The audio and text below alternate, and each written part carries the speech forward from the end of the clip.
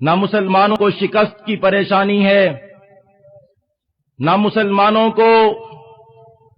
کسی ایسی طاقت کا سامنا ہے جس سے وہ ٹکرا نہ سکتے ہوں۔ مسلمانوں پر اس وقت جو مصیبت آئی ہوئی ہے وہ مایوسی، پریشانی اور اس فکر کی ہے کہ آگے ہوگا کیا اور آگے بنے گا کیا۔ چونکہ سال ہا سال سے مسلمانوں نے مسئلہ جہاد کو سرد خانے میں ڈال دیا اور جہاد کو ان حکومتوں کی ذمہ داری سمجھا جنہیں جہاد کا خیال تک نہیں تھا۔ مسلمانوں نے اپنے نبی کی بعض سنتوں کو یکسر اپنی زندگیوں سے مٹا دیا۔ حضور پاک صلی اللہ علیہ وسلم کی زندگی میں مکی اور مدنی کی تفریق کر بیٹھے۔ قرآن پاک کی سینکڑوں آیات کو انہوں نے نظر انداز کر دیا، ماضی میں گرنے والے خون کو بھلا دیا اور ان عظیم ہستیوں کو یاد نہیں رکھا جو ماضی میں خاک و خون میں تڑپی تھی اور انہوں نے اسلام کو زندہ رکھا تھا۔ انہوں نے ماضی کے طوفانوں کو بھی بھلا دیا، ان طوفانوں سے ٹکرانے والوں کو بھی بھلا دیا۔ اسی وجہ سے جب کوئی کافر کہیں حملہ کرتا ہے، جب کوئی کافر کسی ملک پہ چڑھائی کرتا ہے، جب وقتی طور پہ کسی تنظیم پہ پابندی لگتی ہے، جب وقتی طور پہ مجاہدین کا کوئی کمانڈر یا ذمہ دار گرفتار ہوتا ہے، یا اخبارات اپنا موڈ بدل لیتے ہیں، یا میڈیا اپنا انداز بدل لیتا ہے، مسلمان دل پکڑ کے بیٹھ جاتے ہیں کہ اب ہوگا کیا، اب آئندہ ہوگا کیا، ہم تو ختم ہو جائیں گے، ہم تو مٹ جائیں گے۔ انہی مسلمانوں کی خدمت میں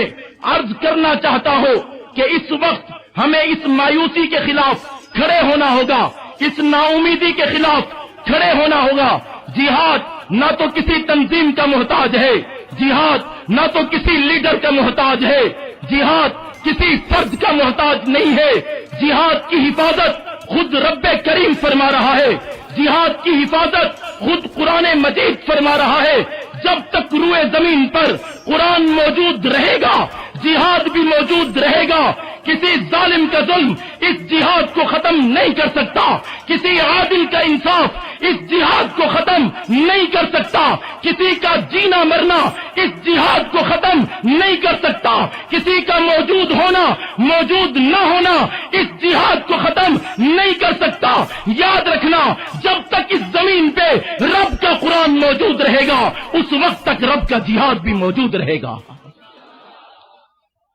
آج کئی تدبیروں سے جہاد کی شمع کو مٹانے کی کوشش کی جا رہی ہے۔ میں انہی ناپاک سازشوں اور کوششوں کی طرف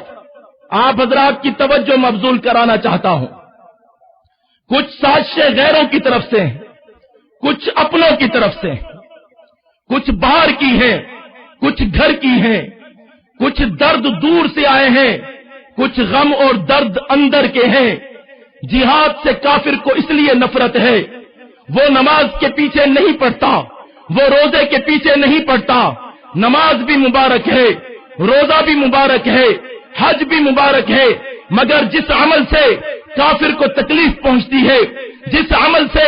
اللہ کا دشمن رسوا ہوتا ہے، وہ عمل جہاد فی سبیل اللہ کا عمل ہے، وہ شہادتوں والا عمل ہے، وہ میدانوں میں نکلنے والا عمل ہے۔ آگے بڑھ کے کہتا ہوں، جس عمل سے دین کی حفاظت رہتی ہے وہ جہاد والا عمل ہے، جس عمل سے بہنوں کا دوپٹہ محفوظ ہوتا ہے وہ جہاد والا عمل ہے، جس عمل کے ذریعے سے مساجد محفوظ رہتی ہے وہ جہاد والا عمل ہے، جس عمل کے ذریعے سے مسلمانوں میں اتفاق اور یکجہتی رہتی ہے وہ جہاد والا عمل ہے، جس عمل کے ذریعے سے مسلمان کو عزت ملتی ہے، عظمت ملتی ہے، خلافت ملتی ہے، سعادت ملتی ہے، شہادت ملتی ہے، وہ جہاد والا عمل ہے جس عمل کے ذریعے سے زمین پر رب کا قانون نافذ ہوتا ہے، جس عمل کے ذریعے سے عدالتوں میں قرآن نافذ ہوتا ہے، تھانوں میں قرآن نافذ ہوتا ہے، گلیوں میں قرآن نافذ ہوتا ہے، اور ملک کی پارلیمنٹ میں نبی کا نظام نافذ ہوتا ہے، وہ جہاد والا عمل ہے۔ جس عمل کے ذریعے سے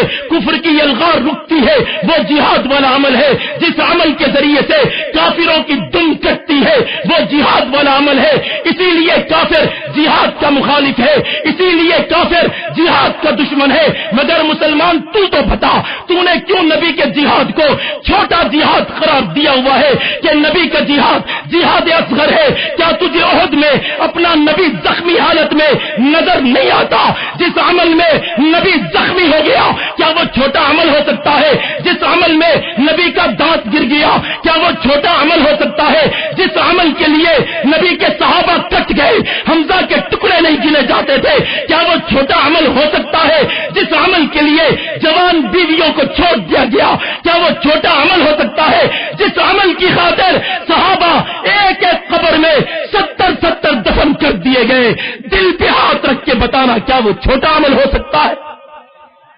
جہاد اصغر، جہاد اکبر، ایک ایسا منحوس نعرہ مسلمانوں میں لایا گیا تاکہ گھر بیٹھنے والے اپنے آپ کو افضل ثابت کر سکیں، تاکہ جنگوں میں نہ نکلنے والے اپنے آپ کو بچا سکے۔ ہاں، تم بچاؤ اپنی عزت کو، ضرور بچاؤ، تاکہ کوئی نوجوان تم سے پوچھ نہ لے کہ آخر قرآن میں 484 سے زائد آیات قتال و جہاد موجود ہے، کیوں نہیں نکلتے ہو؟ پوری صورتیں جہاد پہ نازل ہوئی ہے، سورہ انفال، سورہ برات، سورہ ممتحنہ، سورہ نصر، سورہ محمد و قتال،